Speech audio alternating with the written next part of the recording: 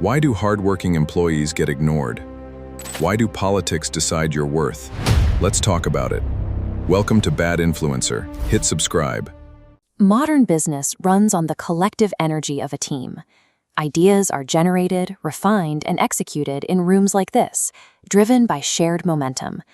But that momentum requires a specific kind of fuel to keep burning: fair recognition. When people know their effort is seen and valued, they invest more of themselves into the work. That dynamic, however, is fragile. It breaks down the moment a critical transaction is disrupted, when the recognition meant for the group or an individual is quietly redirected. We call it credit theft.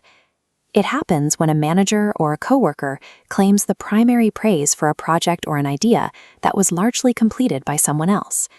In these environments, open collaboration stops being a mutual benefit. Instead, it becomes an unacknowledged vulnerability, where sharing your best work means risking your own professional standing. For the employee who did the work, the immediate aftermath is a sudden, isolating psychological vacuum. You can see the symptoms in almost any meeting room. It looks like silent, stiff reactions while someone else presents the team's slide deck. It looks like previously high-performing employees leaning back and disengaging. Beneath the surface, the emotional toll is severe. The baseline interpersonal trust required to do good work evaporates, taking daily motivation down with it. And that reaction rarely stays contained to one person. Resentment spreads quickly, quietly replacing the open exchange of ideas with guarded, defensive silos. Eventually, this translates into a highly measurable cost. The organization experiences a sharp spike in turnover, as top talent simply leaves to find an environment where their output is actually attached to their name.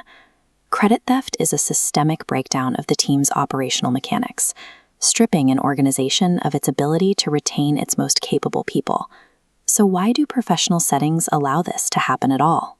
To understand the root cause, we have to look past the individuals and examine the structure. Claiming someone else's work is a predictable organizational pathology, one that thrives anywhere there is a lack of light. This behavior is driven by two specific cultural forces: hyper-competitive workplace environments where praise is treated as a scarce resource, and a severe lack of operational transparency. We can call this evaluation opacity.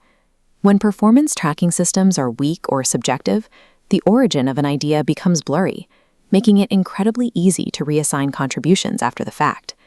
And poor leadership practices compound the issue. Without adequate, routine documentation of exactly who is doing what on a daily basis, opportunists can easily step in to fill the narrative void. Ultimately, a corporate culture that operates without clear, objective attribution metrics practically invites credit stealing. For the individual employee navigating an inherently opaque system, the immediate question is how to protect their own labor. This kind of precise project documentation is your primary defense. By meticulously maintaining records of your personal contributions and project milestones, you create an undeniable paper trail of your work. But keeping those records to yourself isn't enough. It requires proactively sharing updates and achievements directly with key stakeholders as the project progresses, rather than waiting for the final review. But it also means expanding your network. Building strong, cross-functional relationships ensures that your expertise and your output are highly visible to leaders far beyond your direct manager. If boundaries are crossed, initiate constructive, non-confrontational discussions with management to formally clarify roles and expectations regarding recognition. Until the system itself improves, adopting a posture of proactive visibility and rigorous documentation remains an employee's most effective strategy against being overlooked. However, placing the exhausting burden of defending credit entirely on the shoulders of the workforce is not a sustainable business model.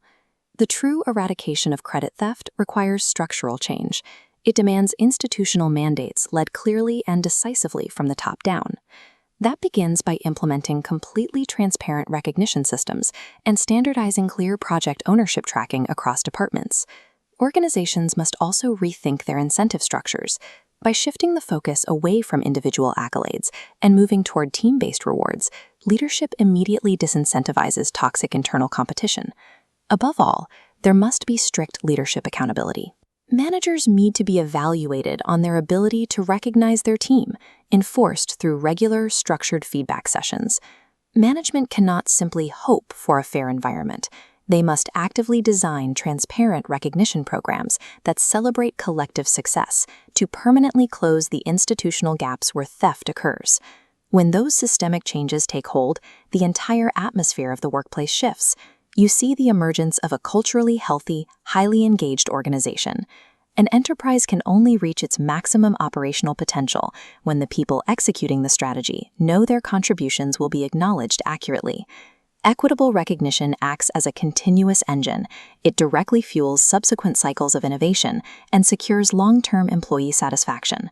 By systematically restoring fair credit, an organization repairs interpersonal trust. It signals to peers that it is safe to collaborate, to share ideas, and to take creative risks together. As we've seen today, consistently recognizing and rewarding true team effort is the foundational architecture of sustainable, long-term corporate success.